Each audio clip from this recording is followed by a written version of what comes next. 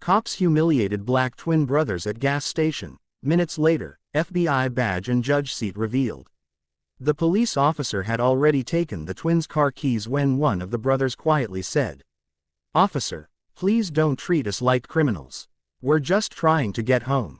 The officer ignored him. "You two need to step away from the vehicle." It was almost midnight at a busy gas station outside Atlanta.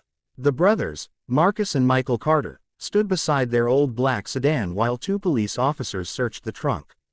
They were identical twins, both 29 years old. Neither brother had a criminal record. Neither was under arrest. Yet everyone at the gas station was watching them as if they were dangerous men. Marcus kept his hands visible. Michael looked around nervously. "Can you tell us what we did?" Michael asked. The older officer, Officer Daniels, looked at him. "We received a report about a suspicious vehicle matching your description." Michael glanced at their car. "This is our mother's car. I didn't ask for the family history." Marcus took a breath. "We understand you're doing your job. Could you please tell us what you're looking for?" Officer Daniels opened the trunk. Inside were two backpacks, a toolbox, several bottles of water, and a small cardboard box. The officer pulled out the box. "What is this?" Marcus immediately stepped forward. "Please be careful with that." Daniels opened it. Inside were medical supplies, bandages, gloves, small bottles of medicine, and several children's toys. The officer frowned. "What are you doing with all this?" Marcus answered, "We're taking them to a shelter." The officer laughed. "A shelter?" "Yes, sir." Michael added, "We volunteer there every weekend." One of the younger officers looked uncomfortable. But Daniels wasn't convinced. "Turn around." Marcus stared at him. "Why?" "I said turn around." People nearby began pulling out their phones. A teenage boy standing near the convenience store entrance started recording. Marcus slowly turned around. Michael followed. The brothers were searched in front of everyone. Their pockets were emptied, their wallets inspected, their belongings placed on the hood of the car. Marcus remained calm, but Michael's eyes filled with frustration. "We haven't done anything wrong." Daniels responded. "Then you have nothing to worry about." Marcus looked at his brother. "Stay calm." Michael nodded. They had learned long ago that sometimes keeping your dignity meant refusing to become angry when someone wanted you to. But what nobody at that gas station knew was that the twins weren't ordinary men. Their lives had taken very different paths. Marcus had become an FBI special agent. Michael had become a state judge. And neither brother had told the officers. Not yet. They weren't interested in using their positions to intimidate anyone. They simply wanted to go home. Earlier that evening, the brothers had visited a community shelter where their mother had volunteered for years. Their mother had passed away 2 years earlier. Before she died, she had made them promise something. Never forget the people who need help. So every month, Marcus and Michael bought supplies for families in need. That night, they had stopped at the gas station to fill up before driving home. They had no idea a misunderstanding would turn into something much bigger. Officer Daniels opened the driver's door. "Who owns this vehicle?" Michael answered. "Our mother did." "Is she here?" Michael lowered his eyes. "She passed away." For the first time, Daniels became quiet. But instead of apologizing, he continued searching.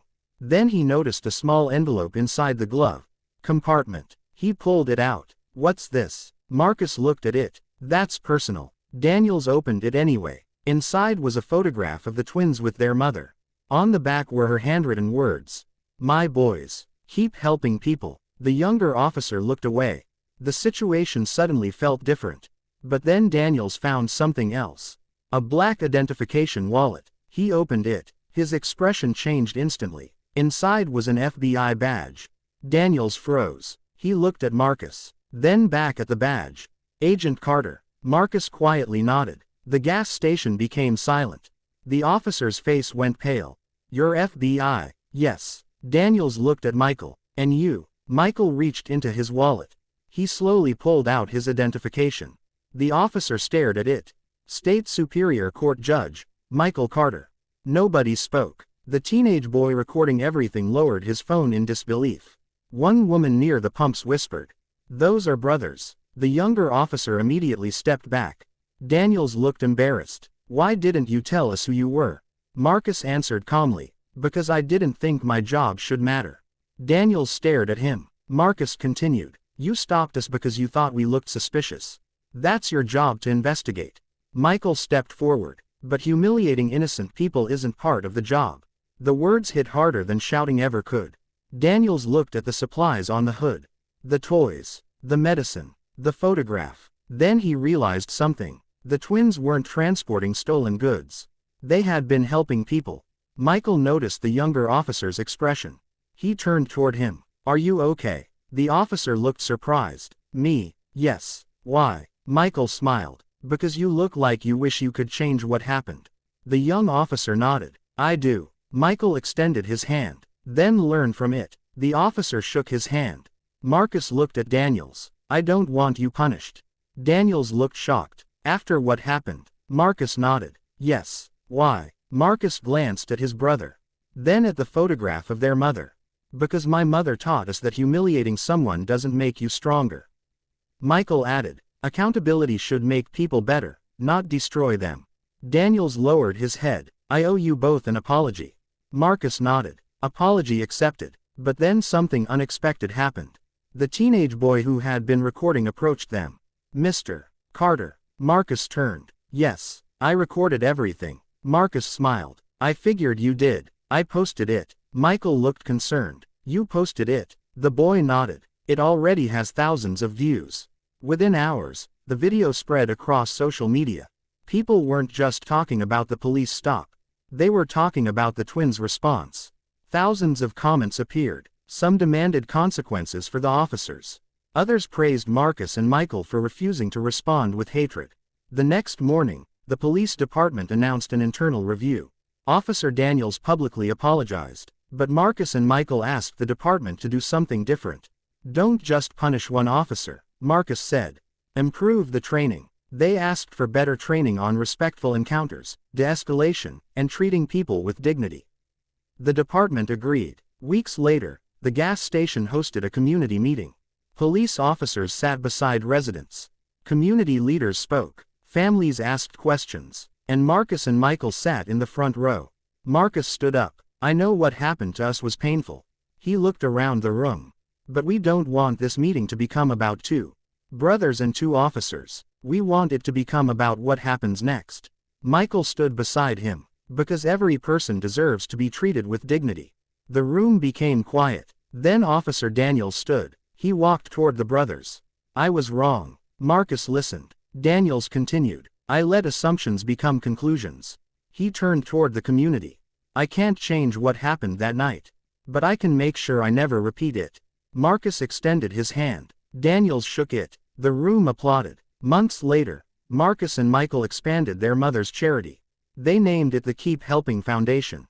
It provided food, school supplies, medical assistance, and emergency support to families in struggling communities. The twins often told volunteers the same story. We didn't become successful because people always believed in us. We became successful because when people didn't believe in us, our mother did. One evening, Marcus returned to the same gas station. The teenage boy who had recorded the original incident was working there now. Marcus recognized him immediately. You're the guy with the phone. The teenager laughed. Yeah. Marcus smiled. You changed a lot that night. The teenager shook his head. No, you did. Marcus looked at the pumps. Then at the convenience store. Then at the spot where he and his brother had once stood with their hands against the car. He remembered how powerless he had felt. And how easily he could have responded with anger. Instead, he had chosen patience. Not because humiliation didn't hurt, but because he refused to let someone else's mistake determine who he would become. Before leaving, Marcus looked at the teenager. Remember something. What? You don't need a badge, a title, or a courtroom to make a difference. Michael walked over and smiled. Sometimes the most powerful thing you can do is treat another human being with dignity. The teenager nodded. Years later, the story of the twins was still remembered. Not because one was an FBI agent. Not because the other was a judge. But because when they had every reason to fight back with anger, they chose something stronger. Compassion. They showed that justice isn't only about punishment. Sometimes justice is about understanding. Sometimes strength is staying calm when someone tries to provoke you.